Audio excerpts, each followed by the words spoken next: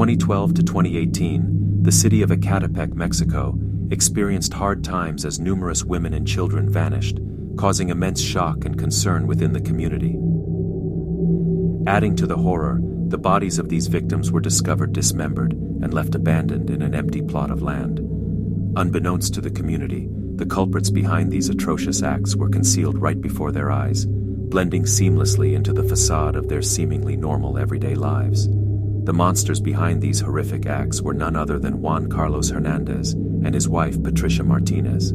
They had 4 children, worked regular jobs, and carried out the daily routines as expected of responsible parents. Like most of these psychopathic killers, they each have a sad childhood in which to them justify what they had done to their victims. Juan Carlos was the son of a single mother. According to his own statements, during his childhood, he endured severe abuse at the hands of her. She enjoyed humiliating him by dressing him as a girl, engage in sexual encounters with men in his presence, and even allowed older women to assault him, as she did herself. All these negative experiences with his mother and other women resulted him in hating all women. Patricia came from a poor family, was always submissive and manipulative. She was raped by a cousin when she was only 6 years old. It is reported that throughout her childhood she never felt loved, and as an adult she would seek the affection of others, mainly men, through a submissive behavior. The couple met in 2008, and after dating for a while moved in together to a neighborhood in Ecatepec. They had 4 children and made a living by selling clothes, cell phones, perfumes, and food. It was common to see the couple carrying black bags on the street. For their neighbors, they were a normal family. After they were settled in, they began their killing spree. No real reason is known why, other than Juan's hatred toward women. They specifically targeted young women, whom they often knew, taking advantage of their existing relationships to lure them in. Their approach was casual, presenting offers of job opportunities or much-needed assistance. Exploiting the familiarity and trust they had cultivated, they manipulated their victims, trapping them unsuspectingly. Their first target was a young 22-year-old woman. They had mutual friends and had heard she was looking for a job. They took this as an opportunity to lure her in. First, they tricked her by offering her a job as a maid and invited her to their home. Then, inside their home, Patricia would walk alongside her, distracting her with conversation, while Juan walks in front of them, leading her to a back restroom, where he planned to unalive her. Once the young girl realized she's in the restroom with Juan, it was too late. At that moment, Patricia quickly shuts the door, trapping her inside the restroom, with her husband, where he then forcefully restrained her, assaulted her, beat her, then ending her life by cutting her throat. And while her husband commits this horrible crime against this young girl, Patricia goes into another room where she has her 4 children, ensuring they don't hear or witness what's going on. Later, Juan then starts to dismember her lifeless body into small pieces, where he bagged her body into multiple black bags to later dispose of her, while also saving some of her meat to give to his wife Patricia, where she then cooked it to eat. She would cook all their victims' remains and make meals such as steaks, carne asada, tamales, and chili, before feeding herself, her husband, and her 4 children. After the first victim, Juan was addicted to the rush and satisfaction he felt when taking the young girl's life. He wanted to continue. He wanted to make more women suffer.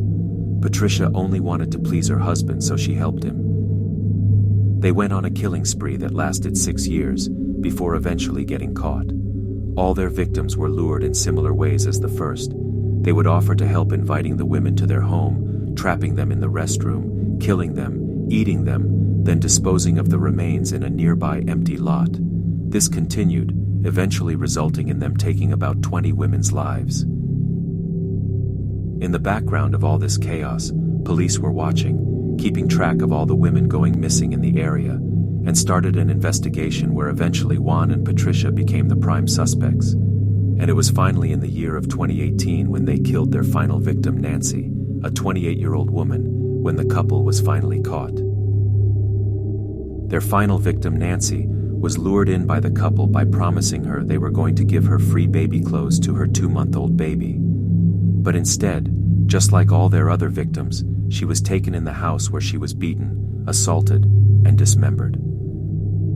As for her 2-month-old baby, She was sold to another couple for about $750. On October 4, 2018, after weeks of surveillance, the couple was detained while walking down the street pushing a stroller. In it, they were transporting human remains, including a torso.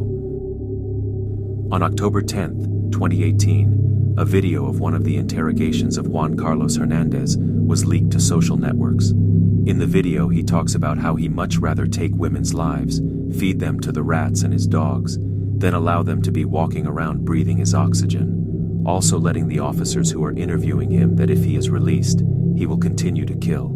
For 3 reasons. 1, because the voices in his head tell him to, not letting him sleep until he does.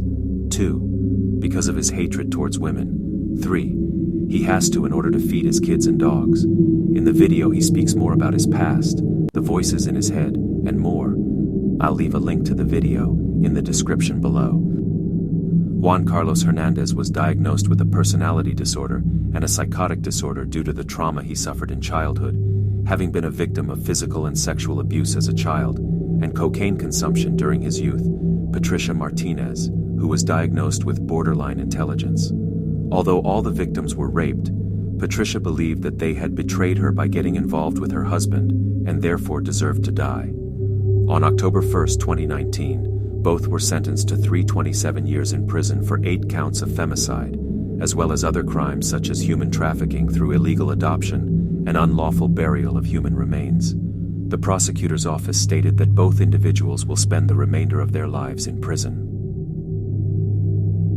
Here are photographs of the interior of their home. Within these images, you can observe the room where they ended the lives of innocent women, the knives they used to dismember their victims, and the bags, buckets, and refrigerators filled with human remains.